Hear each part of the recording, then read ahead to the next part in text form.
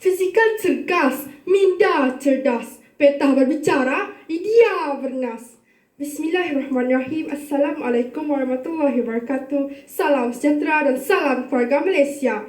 Salam apresiasi saudara pengatur majlis, barisan penhakiman penuh berkarisma serta warga alam maya sisa celik akal minda dan bersuara tonggak negara. Kesedaran masyarakat terhadap penjagaan kesihatan dan kebersihan diri telah meningkat dengan drastik selepas pandemik COVID-19. Tetapi kesedaran sama masih tidak berlaku dalam konteks penyakit tidak berjangkit seperti obesiti, darah tinggi dan kencing manis. Oleh itu, izinkan saya untuk menjelaskan dengan lebih terperinci tentang mauduk bicara ilmu kita pada hari ini yang bertajuk kepentingan kesihatan perlu ditingkatkan. Sebelum layar menuju ke muara, sebelum kata membelah bicara, izinkan saya mendefinisikan frasa yang bina tajuk agar hadirin terbuka mindanya. Definisi kesihatan yang diutarakan oleh Pertubuhan Kesihatan Sedunia WHO ialah satu tahap atau keadaan seseorang individu itu mempunyai kesihatan yang sempurna dari segi fizikal, mental, sosial dan bukan semata-mata bebas daripada penyakit atau tidak berdaya. Justeru kepentingan kesihatan perlu ditingkatkan oleh setiap individu agar kehidupan lebih sejahtera. Bagi merungkai kalimat ini, 3 indikator menjadi penguat bicara saya pada hari ini.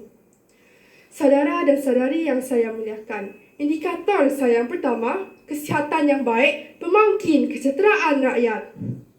Malaysia dianggap negara yang mempunyai rakyat tidak sihat walaupun tahap kesedaran mengenai kesihatan mereka adalah tinggi. Pemilihan perangi COVID-19 dan penyakit tidak berjangkit NCD dengan makan secara sihat sebagai tema sambutan Bulan Pemakanan Malaysia 2022 sangat relevan dengan suasana pandemik dan endemik serta penyakit kronik tidak berjangkit kerana penghidapnya meningkat setiap tahun. Realitinya, kurang kesedaran terhadap gaya hidup sihat ini boleh meningkatkan risiko kematian. Kajian Kesihatan dan Mobiliti 2019 Kementerian Kesihatan KKM mendapati 50.1% rakyat negara ini mempunyai lebih berat badan dan mengalami obesiti. Malah, hampir 50% tidak tahu mereka menghidapi darah tinggi dan 25% tidak aktif fizikal. Hal ini demikian kerana mereka terus mengamalkan pemakanan tidak sihat selain kurang aktif dan tidak bersenam.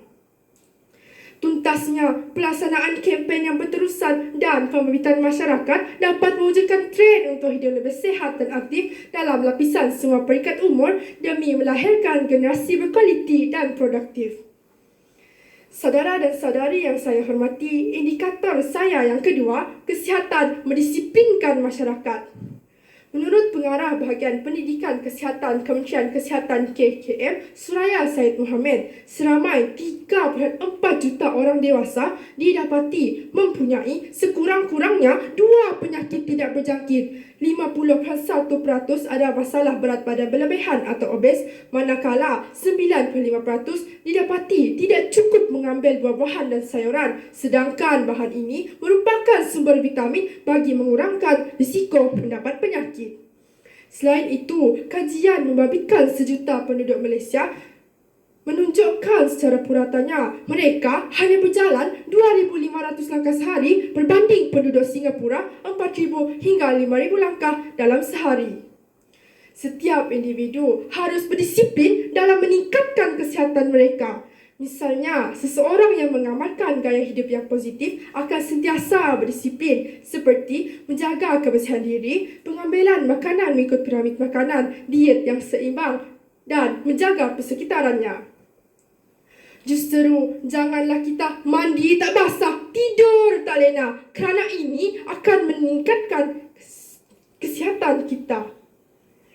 Sidang hadirin yang dihormati, indikator saya yang ketiga, kesihatan menstabilkan mental dan mengurangkan tekanan. Pandemi COVID-19 yang melanda telah beri impak yang besar kepada kesihatan mental setiap individu di seluruh dunia, termasuklah rakyat Malaysia. Ramai yang mengalami masalah kesihatan mental seperti kemurungan dan keresahan berpunca daripada pandemi COVID-19 yang berpanjangan. Masalah ini terjadi apabila seseorang itu mengalami tekanan yang melampau serta tidak mendapat sokongan yang diperlukan daripada keluarga dan sahabat untuk tempoh yang lama. Menurut suatu laporan teknikal yang dikeluarkan oleh Kementerian Kesihatan Malaysia pada Disember 2020, 29.2% orang dewasa di Malaysia mempunyai masalah kesihatan mental. Statistik ini menjadikannya satu kesihatan mental kedua terbesar yang belenggu rakyat Malaysia selepas penyakit jantung. Maka kesihatan yang baik dapat menjamin kestabilan mental dan mengurangkan tekanan. Jika anda mengalami masalah mental, boleh saja membuat ujian skala kemurungan, kebimbangan dan tekanan DASS melalui portal KKM. Selain itu, Perkhidmatan Kesihatan Mental dan Sokongan Psikososial MHPSS, Talian Kasih atau KSKK.